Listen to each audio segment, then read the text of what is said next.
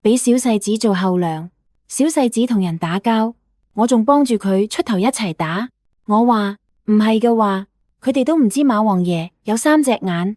小世子走堂，我仲喺旁邊搖旗吶喊。夫子啲堂最悶，啱啱好湊夠3缺1。後尾我哋2個一齊跪祠堂。小世子嘆咗口氣話：係我連累咗你。我就連連擺手，仲高興到直叫。今次終於有機會俾人休咗。小世子一臉唔明咁問我：既然你咁想俾人休，咁你當初點解仲要同我爹成親？我嘻嘻一笑，話大家各取所需啫。小世子明顯會錯咗意，皺住眉問：咁即係而家我爹年紀太大，滿足唔到你嘅需要，咁等我大個咗，換我娶你？我都未講得切出聲，某人已經風塵僕僕跨門入嚟，冷冷咁斥道：臭小子，夠膽拆你爹個台！跟住佢又望住我，挑一挑眉問：我太老，滿足唔到你。我喺一條小漁村靠打魚為生，有一日落網，竟然撈咗個受傷嘅殘兵上嚟。我見佢生得端正，又有官身，就開口話要嫁俾佢做妻子。只因為我自己都係當年俾漁民由海入面撈翻嚟嘅，冇戶籍，又講唔清自己來歷。要係嫁咗人就唔同，出門口起碼可以話自己係邊個府上嘅夫人，就算將來和離，都仲可以話自己係邊家嘅前夫人。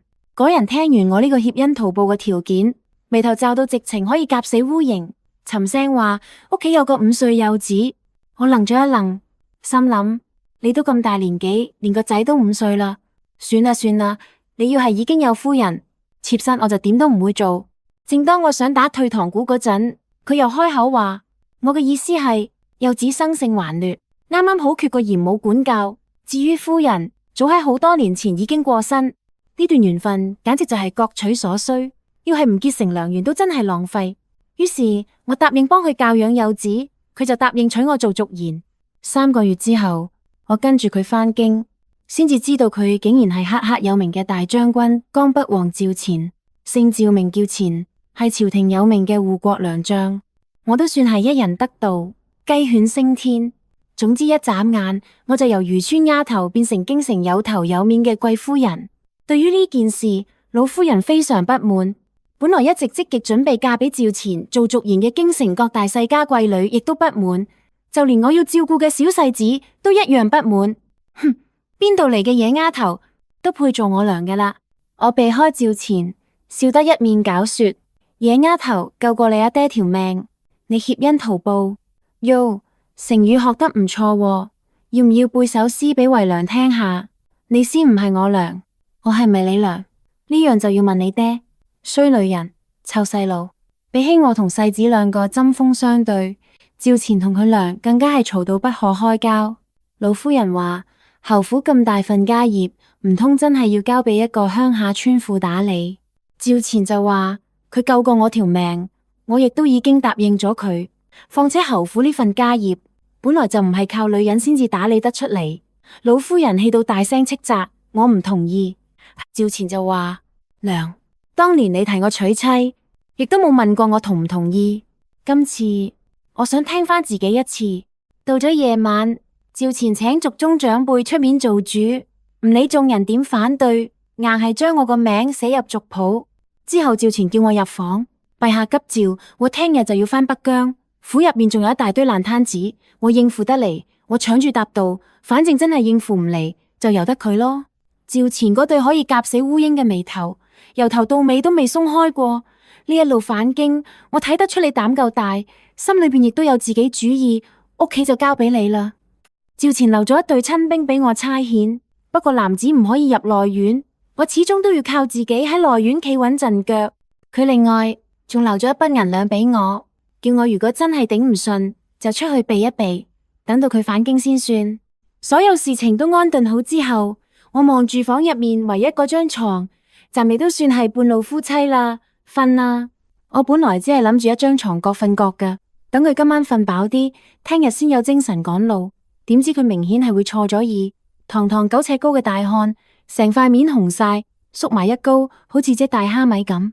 暫時都係唔好啦，萬一有咗新人，我又唔喺你身邊，到時你會更加辛苦。我瞓地下就得，我心入邊暗暗好笑，仲萬一有人當自己真係一次就中咩，都幾巴閉喎。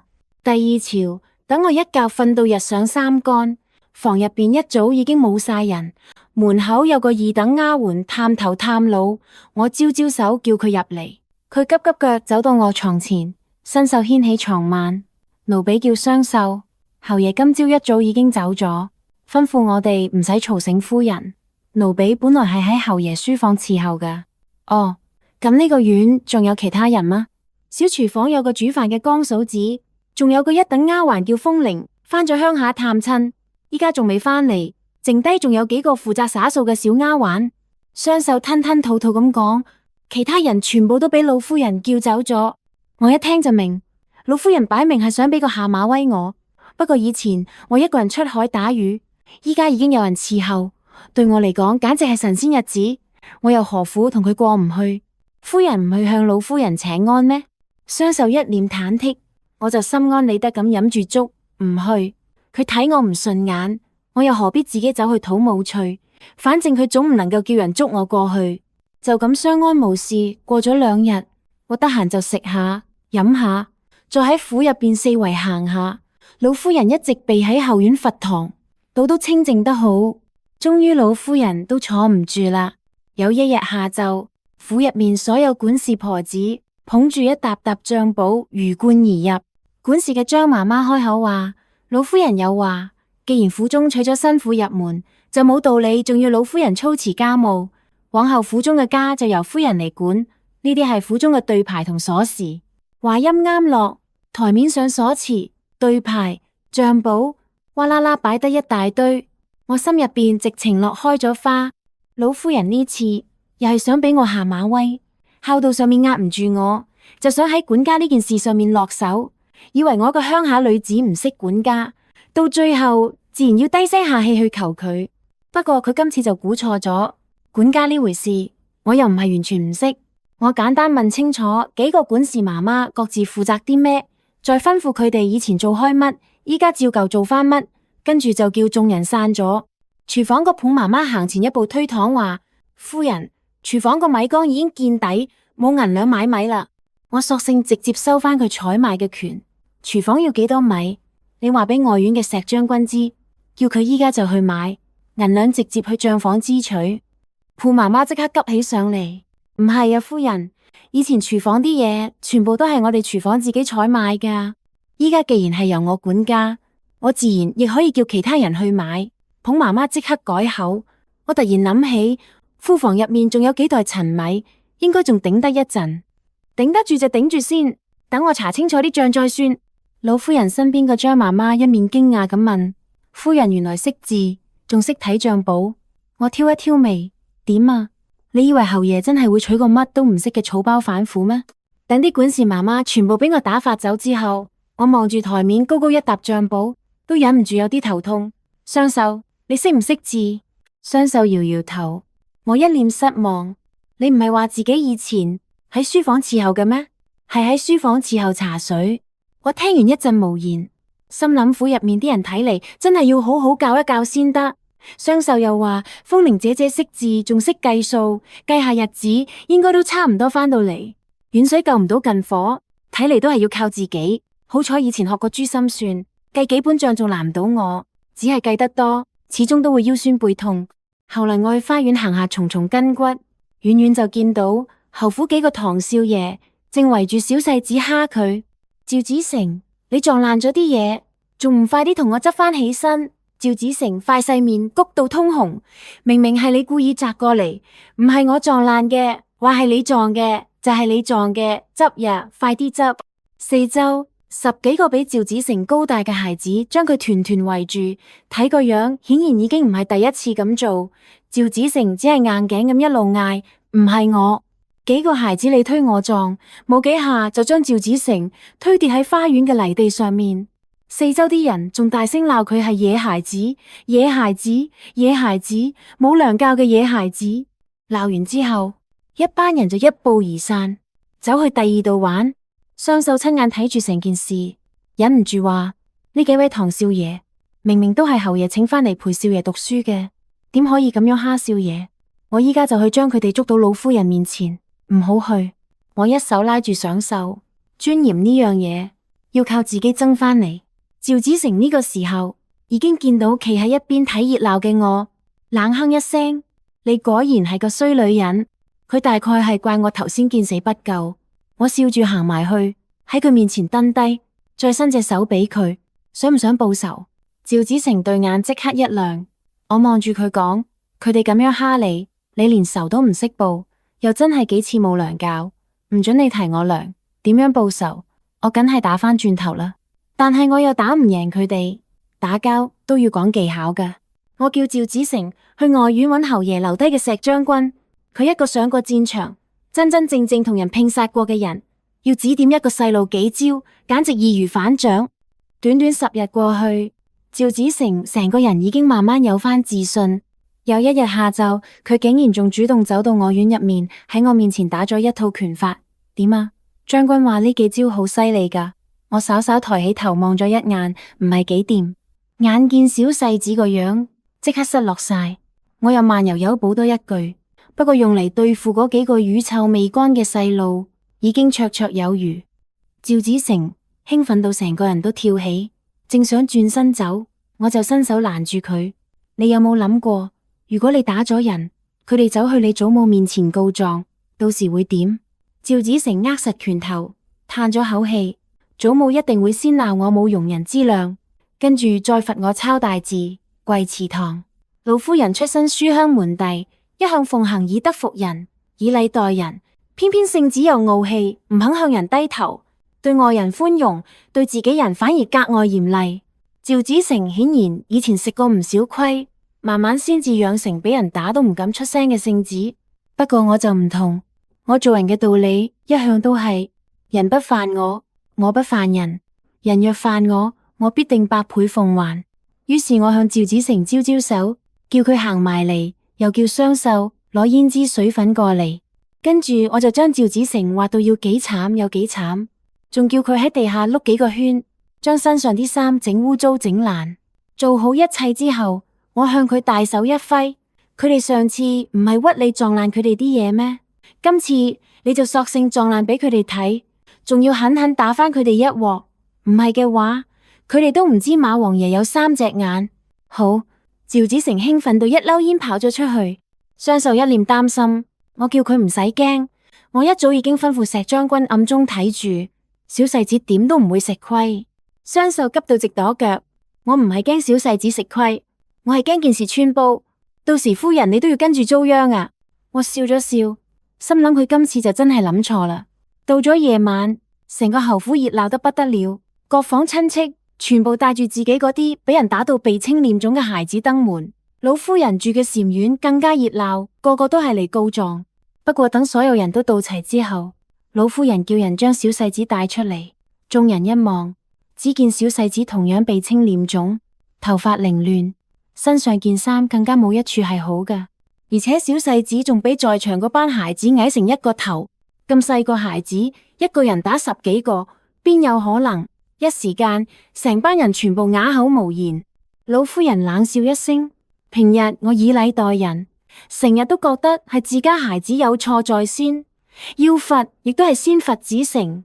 結果就係我一味忍讓，先至縱到呢班孩子無法無天。子成係我侯府嫡孫，點可以受呢種委屈？子成，你自己講，到底發生咗咩事？大概係第一次感受到俾人護住係乜滋味。趙子成一下就喊咗出嚟，祖母，佢哋故意將啲嘢掉喺地下，屈我話係我整爛，跟住一班人圍住我打，有人踩我塊面，有人箍我條頸，仲有人踢我隻腳。你睇下，我都俾佢哋打成點啦！你胡說，明明係你唔知點解突然發狠，將我哋全部人都打咗一餐，我哋由頭到尾得挨打嘅份。可惜嗰個孩子仲未講完，就俾自己阿娘一巴掌刮咗落去，仲唔老實，係咪身痕啊？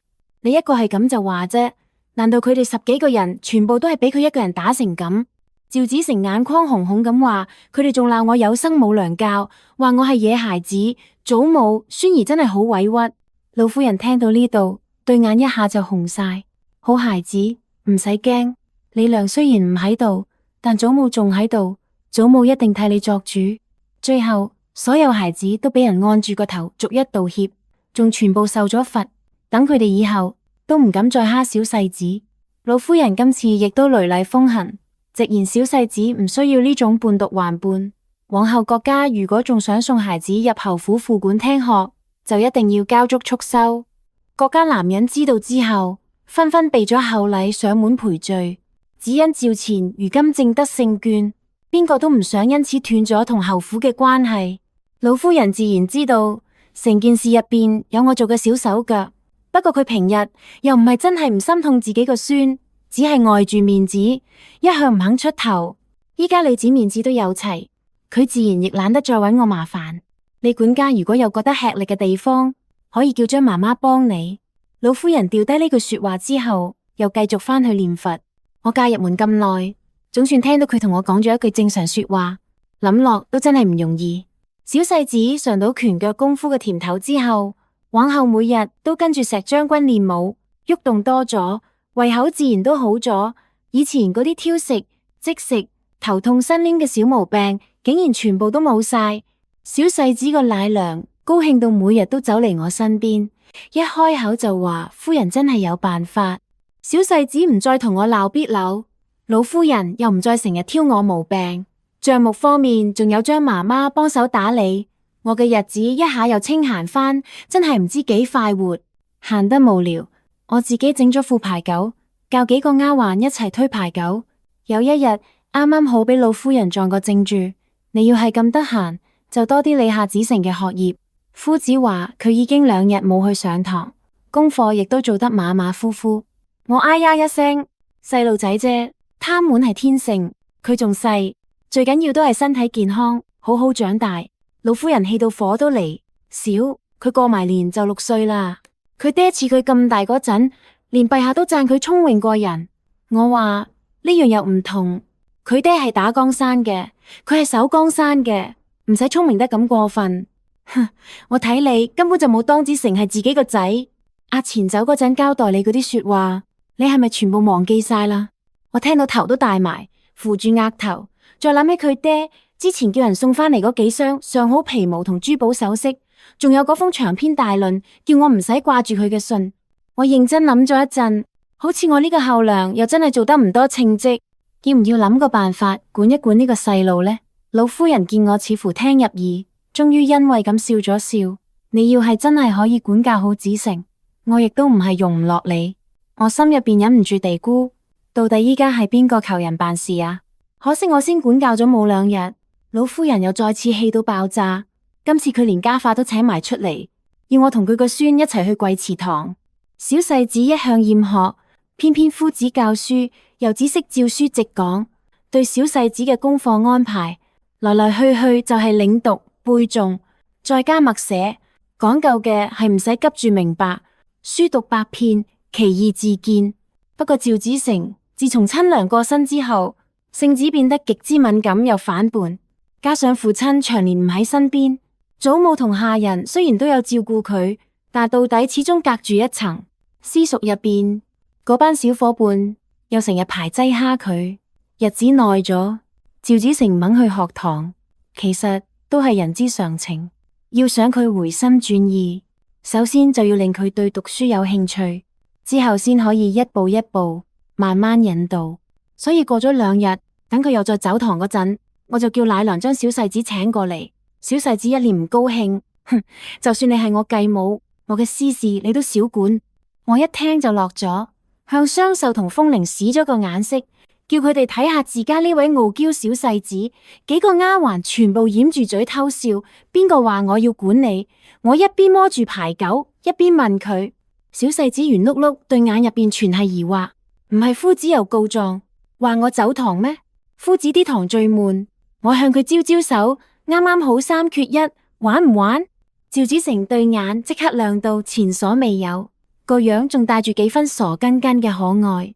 玩咗一陣，小世子啱啱玩到興起，就有人過嚟叫風鈴走，跟住冇幾耐，又有人叫走雙壽，4缺2，咁仲點玩？趙子成即刻泄晒氣，成個人趴咗喺台面。我將自己面前一部分牌推成2疊，再將另外兩疊合埋，擺成一個2層高、2層闊、5個長嘅小方陣。跟住問趙子誠，不如我哋比下邊個數得快？趙子誠一早過咗學數數嘅年紀，睇落明顯冇乜興趣。數數有邊個唔識？我一臉自信，我每次都一定可以快過你。講出總共有幾多隻牌，你信唔信？趙子誠反一反白眼，冇可能。於是我叫丫鬟背住我哋兩個堆疊啲牌九，等佢堆好之後一揭開，我同趙子誠同時開口12、36，甚至有幾次趙子誠仲快過我。望住佢一臉得戚嘅樣，我靜靜向個丫鬟打咗個眼色。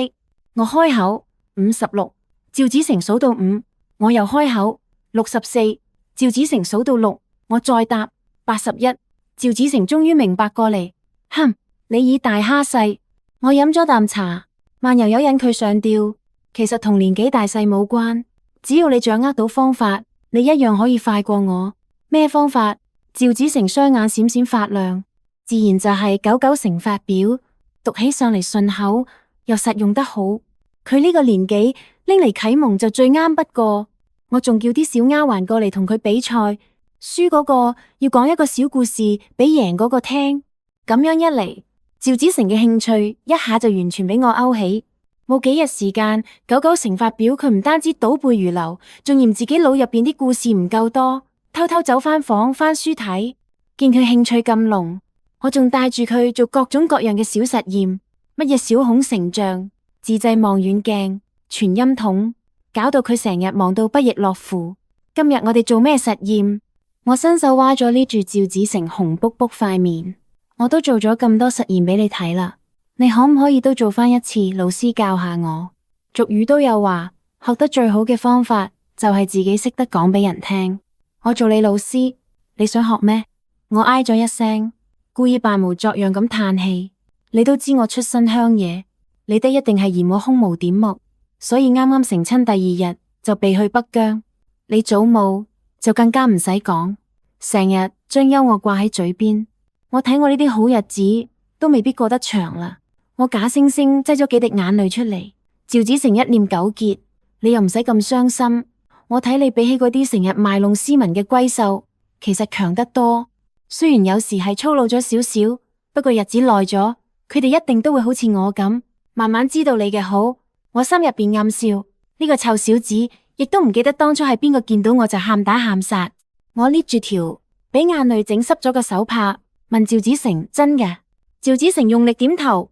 你要係唔信，我依家就寫封信俾我爹，話你照顧我好用心，府入邊亦都管得好。我一時間忍唔住，成面得意。睇下呢個就係我一手帶出嚟嘅兵，咁我就先多謝小世子。不過我仲想學下斯文，到時你爹翻嚟，要係我識吟上一首，豈不是可以令佢刮目相看？你祖母品茶賞花嗰陣，我如果都識得答翻2句，佢亦都唔使喐啲，就叫你父親休妻。趙子誠話：咁你咪學咯，我睇你嘅聰明只係僅次於我，一定學得識。我當然都想學，不過老師唔好揾啦。我都咁大個人，總唔能夠跟住你哋一班細路去私塾，萬一傳出去，咪仲快俾人休。趙子誠一臉為難，咁點算？我即刻掛上一臉燦爛笑容，不如你做我老師，我要求又唔高，你喺私塾學乜，我就跟住你學乜。趙子誠撓撓頭，但係唔好但係啦，書我連小老師嗰份都準備好晒。今日學弟子規定係論語，論語啦，我讀一句，你跟住我讀一句。小世子搖頭放腦咁念：學而時習之，不亦說乎？人不知而不讓，不亦君子乎？我即刻扮成一個乜都唔識嘅學生，人不知而不撩係咩意思？點解唔嬲就叫君子？唔好嘈，我已經諗緊啦。呢句係，哎呀，今日你先背識佢，聽日我再同你解釋。我一臉委屈。好啦，連住上咗幾日堂之後，趙子誠講得越嚟越窒，終於俾佢醒起，自己明明仲有個夫子可以問，聽日我去問清楚夫子，再翻嚟教你。我咬咬嘴唇，好啦，咁我哋今日就早啲落堂，聽日我等你早啲散學翻嚟教我。眼見趙子誠一下跳落凳，頭都唔翻咁跑咗出去，成屋啲丫鬟全部忍唔住笑出聲。第2朝一早，本來我終於可以唔使早起上堂，而小世子亦都準備去學堂。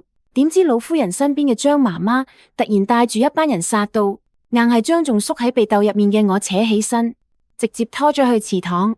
等我去到嗰陣，小世子已經喺度跪咗成半個時辰。我望住佢問：你又闖禍啦？小世子冇好氣咁白咗我一眼。老夫人終於忍無可忍，呢個就係你口口聲聲話嘅好好管教。我上山禮佛半個月，琴日先啱啱返府，今朝夫子就走過嚟告狀，話你縱住小世子唔使上堂，唔單止唔使上堂，仲帶住小世子周圍跑，又斬樹，又掘坑，又點火，又放煙。你係咪真係想毀咗侯府，毀咗小世子啊？有冇你講得咁嚴重啊？而且今日小世子明明都已經準備好好讀書啦。老夫人氣到伸出嚟，指住我嗰隻手都震晒。當初我一早就話你根本配唔起阿錢，偏偏阿錢死都要娶你啦。你今日就俾我跪喺度，好好反省。我依家就返去寫信俾阿錢，佢要係仲唔休你，我就唔係佢娘。老夫人帶住人走咗之後，我望住緊閉嘅祠堂大門，不停唉聲嘆氣。今次趙錢就算唔想休我，恐怕都唔得啦。不過休就休啦。當初我嫁俾趙錢，本來都係協恩圖報，想借佢個身份安身立命。趙錢領兵打仗之後，送返嚟嗰幾箱金銀，我隨便帶去一條小村落，都足夠過一世安穩日子。只不過住慣咗大屋，用慣咗下人伺候，突然話要離開，心入邊又真係有啲唔捨得。趙子成大概睇得出我有啲惆悵，舉住戒尺一路跪行到我身邊，嘆咗口氣話：係我連累咗你。我諗咗諗，呢段日子要講同我感情最深、牽關最多嘅人，應該就係小世子趙子成。既然都就嚟走，臨走之前點都要俾佢留返個好印象。我連忙擺手：唔係，今次終於有機會俾人休啦。其實我一早就知我同你爹門第相差太遠，早晚都會俾人休。點解？你既然知道會俾人休，當初點解仲要同我爹成親？我嘻嘻一笑，各取所需啫，各取所需。小世子明顯會錯咗意，所以依家係我爹年紀太大，滿足唔到你嘅需要啦。我即刻咳咗一聲：你亂講乜啊？侯爺正值壯年，邊度老喎？啱啱有陣風吹過，窗簾被風吹開咗一道罅。小世子直勾勾望住我，呢度有冇第二個人？你邊個啊？我睇你擺明就係嫌棄我爹老。我唯有順住佢講：係啊，佢係老，唔單止老，仲要惡，仲有你呢個不學無術嘅傻仔，所以我巴不得快啲俾人休。小世子把聲即刻帶住喊腔：你先唔學無術，我明明已經準備好好讀書啦。咁你真係要好好學啦。等我俾人休咗之後，冇人再笑我，我都會自己搵個地方安身。到時你千祈唔好俾我比落去。祠堂入邊靜英英，間中有兩隻麻雀飛到窗邊，歇一歇腳，又吱吱喳喳咁匆匆飛走，就好似一個過客。其實世上邊個都有可能成為過客，最緊要係無論自己去到邊度，都要過得舒心自在。靜咗好一陣，身邊忽然傳嚟細細聲嘅抽泣。我轉頭一望，趙子成已經放低戒尺，坐喺度偷偷抹眼淚。做乜啊？收唔收啊？你爹可是領兵打仗嘅侯爺，你要記住，虎父無犬子。依家佢為你遮風擋雨，將來你就要代佢扛起所有重擔。想戴得起皇冠，就要承受得起皇冠嘅重量。最緊要係男兒有淚不輕彈。趙子成反而喊得仲犀利。你可唔可以唔好走？我娘已經走咗，我唔想連後娘都要走。呢個細路總算冇白養，搞到我心入邊都酸酸地。等你大個啦，我會返嚟睇你。小世子狠狠抹咗兩下眼淚，好似終於下定咗咩決心咁。休就休啦，反正你都嫌我爹滿足唔到你，等我大個咗換我娶你。我差啲一口老血噴出嚟。呢個細路年紀唔大，識得又真係幾多。其實我有冇同人講過，我係由另一個世界穿越過嚟，上一世仲係做教育工作噶。不過面對眼前呢種情形，到底應該點樣引導佢？我一時間都真係拿捏唔準，我連一句完整說話都未講得出。祠堂大門忽然俾人由外面推開，趙錢風塵僕僕企喺門口嘅光影之中，冷冷入咗一聲：臭小子，夠膽拆你爹個台。跟住佢又轉個頭望住我，我太老，滿足唔到你。我連忙擺手，唔係啊，呢句可是你親生仔自己講嘅，有火都唔好向住我發啦。趙錢平安反府，成個侯府一下忙碌起嚟，後院嘅丫鬟僕役一個接一個魚貫而入，有人端水，有人伺候洗面漱口，有人奉茶，有人遞毛巾，有人送熱湯，有人送飯，前前後後就冇停過。等老夫人終於叫人將自己個仔伺候妥當，趙錢先至大手一揮，將多餘嘅人全部平退。到底發生咗咩事？佢帶住審視嘅目光掃向我，睇到我都忍唔住低低個頭避開。老夫人冷哼一聲，仲唔係你娶翻嚟嘅好媳婦？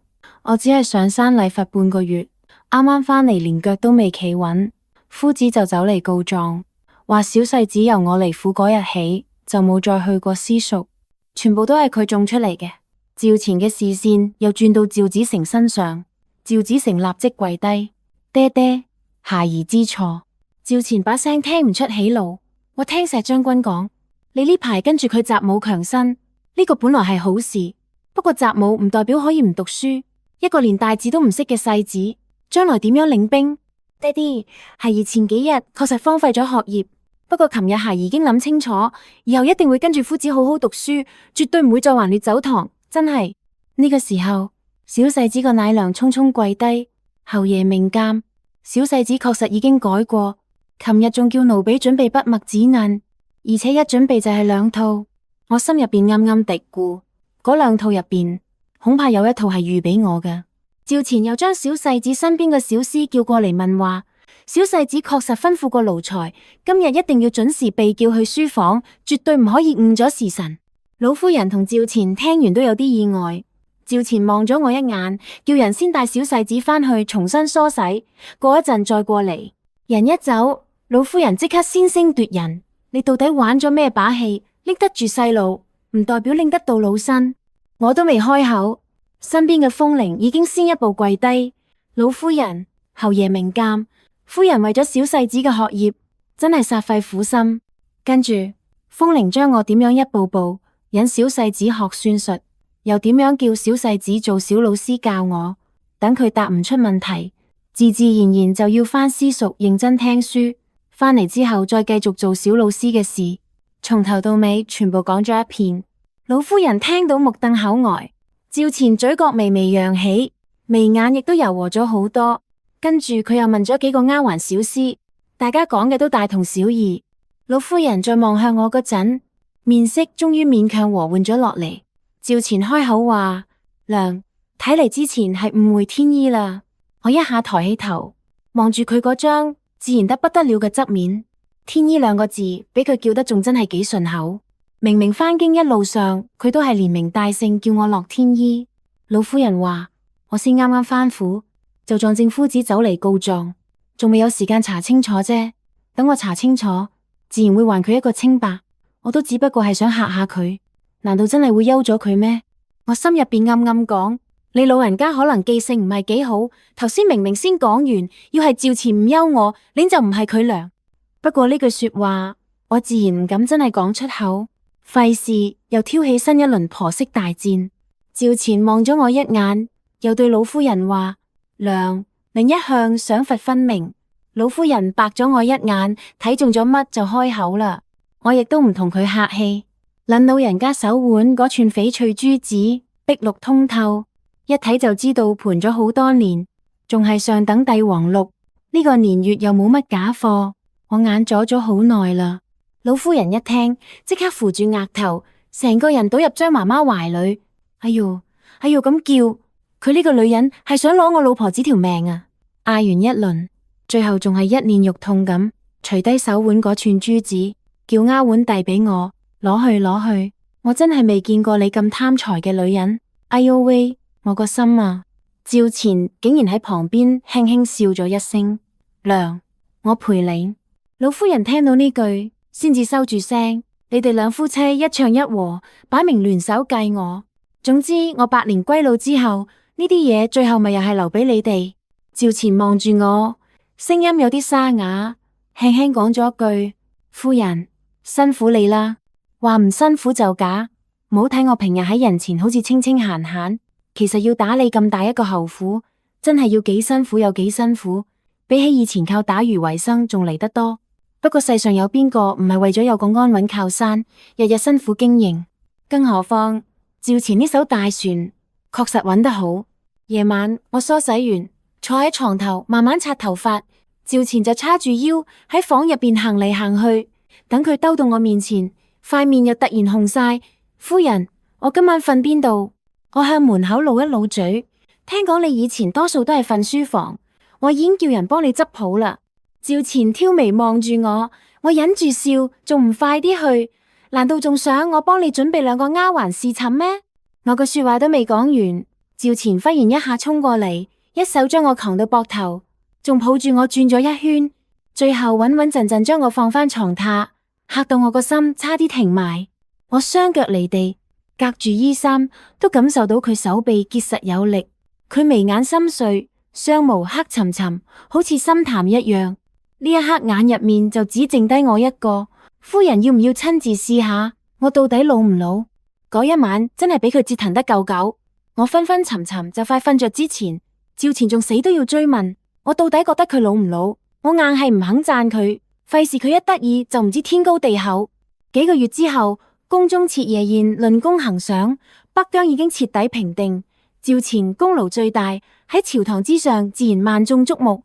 我坐喺席間，亦都一路俾人上下打量，到最後連皇后都親自開口笑住話：可惜本宮冇女兒，如果唔係，一定要將女兒嫁俾趙后，等本宮都試下做丈母娘係乜滋味。皇上笑道：酒都未飲，你就已經講起笑嚟。趙后早已續娶新婦。皇后故意一面驚訝：哎呀，睇我呢個記性，新婦係邊家千金啊？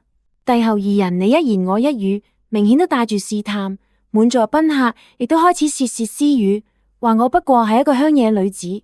正當場面變得尷尬之際，趙錢毅然企咗出嚟，朗聲稟告：皇上、皇后，臣妻樂天依雖然生於鄉野，冇顯赫家世，亦冇萬貫家財傍身，但佢深明大義，為臣教子盡孝，持家有方。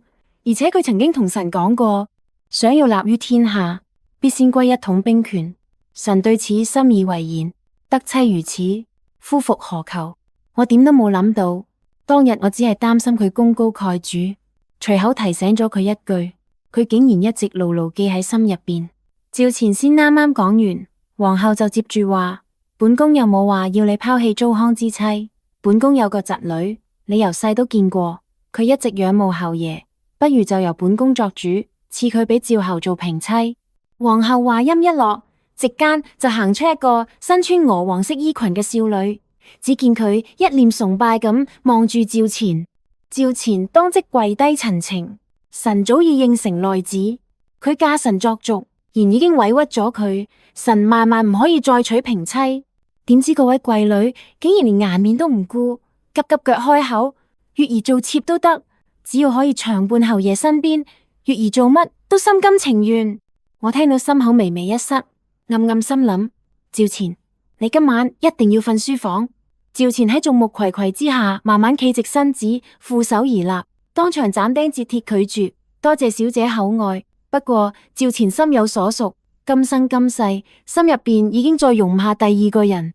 我同佢四目相對，嗰一眼好似隔住千年萬年。嗰一刻，我心入邊原本嗰股鬱氣，竟然一下煙消雲散。正當場面僵住之際，坐喺龍椅上嘅皇上忽然一拍大腿，大聲讚好：好一句想要立於天下，必先一統兵權。趙錢，你到底由邊度揾翻嚟呢位賢妻？當真係個奇才。最後皇后到底都冇辦法硬塞新人入侯府，皇上仲親自賜我一品淑明夫人封號，又賞良田千頃，黃金萬兩。趙錢亦順勢上奏，主動交出統兵大權，只保留領兵之職，保存一家上下平安。事後我問佢，付出咁大代價換我一個淑明夫人封號，後唔後悔？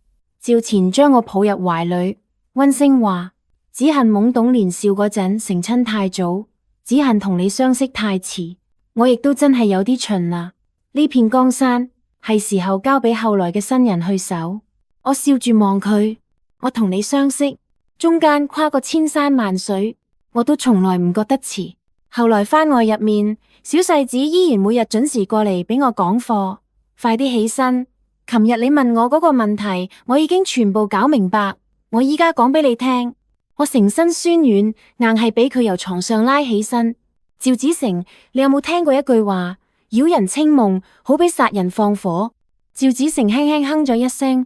自從我爹返嚟之後，你一日遲過，一日起身，依家唔驚俾人休啦。